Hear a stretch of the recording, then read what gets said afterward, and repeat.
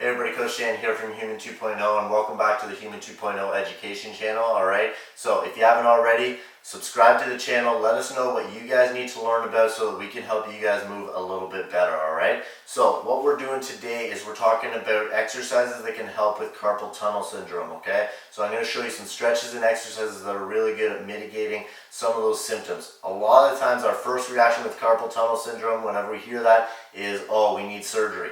Well, a lot of these exercises can help mitigate those symptoms and prevent you from having those surgeries, all right, at least in the short term, and hopefully we can keep these going so that you don't need it later on and we can push that further, because surgery should be a last resort, okay? So let's move our body properly and help relieve some of these symptoms. What we're going to do first is look at extension and flexion in the wrist, okay? So all I'm going to do is get down, hands and knees, okay? We're going to look at extension first. All I'm going to do is pulse in and out of this extension position in a slightly loaded way, okay, for about 10 reps, and then I would just hold that 10th rep for about 30 seconds, okay? So I don't want to hold it for too long, especially if we're dealing with some tingling or numbness at the time, right? We don't want to take any of this stuff to pain, especially if we're really dealing with actual carpal tunnel and not just general wrist pain, okay? Same thing goes for flexion, okay? So all I would do is rotate my fingers around to the back this time, pull myself in and out of it, keeping the palms down, and then hold that last rep. After about 10 reps, hold it for about 30 seconds. All right, and then slowly come out of that. Next up, we're going to look at those same positions, same movements, only in an active way. So all I'm going to do is put up my hands like I'm saying stop, right? And then switch it down into flexion. So extension, pull, pull, pull, flexion. If that hurts too much, if you do have a lot of flare-up going on in those nerves, what I want you to do is just close your fingers, okay? It's just going to take some of the tension off the nerves, all right? You might feel it a little bit more on the top of the wrist going down, all right? But it's going to save a little bit of the nerve flare, all right? Because we don't want to be stretching the nerves too much. We just want to kind of touch that stretch and then come out of it, okay? After that, we're going to look at radial and ulnar deviation. Two ways you can do this: palms facing together, all right, and palms facing down. Either way, the movement is the same.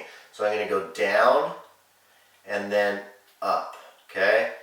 Down and up, and actively trying to go as far as I can. After that, what we're going to do, and you can do it same direction or opposite, doesn't matter, I'm going to go to the side and then bring it back, right? So again, we're trying to pull ourselves as far into these positions as we can, all right, so that we can teach ourselves how to move there. Just touch the pain, don't go into the pain too much and hold it for too long, okay? After that, the one thing that is really common for carpal tunnel, a common cause of it is, or a common area that causes the problem is the median nerve, okay? So that's the nerve that runs through the middle of the palm, branches out into the fingers a bit. So we're just going to talk about nerve gliding, all right, nerve flossing.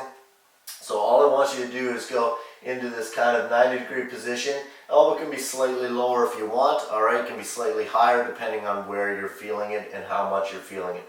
From there, I'm going to keep my fingers straight, go back into that extension. You might already feel this, all right. I'm going to rotate my palm out, and then as I extend my arm, keeping that bend in my wrist, I'm going to tilt my head down to that same side, come back up, tilt it to the other side.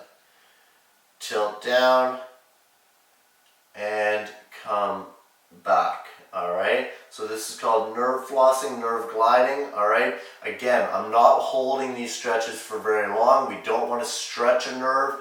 We just want to relieve a little bit of tension, teach our nerve that we're okay in that position, relieve some of that tension, and take it from there. So let us know how this goes for you. Let us know what else you guys want to see. Subscribe to the channel, and we will see you guys next time.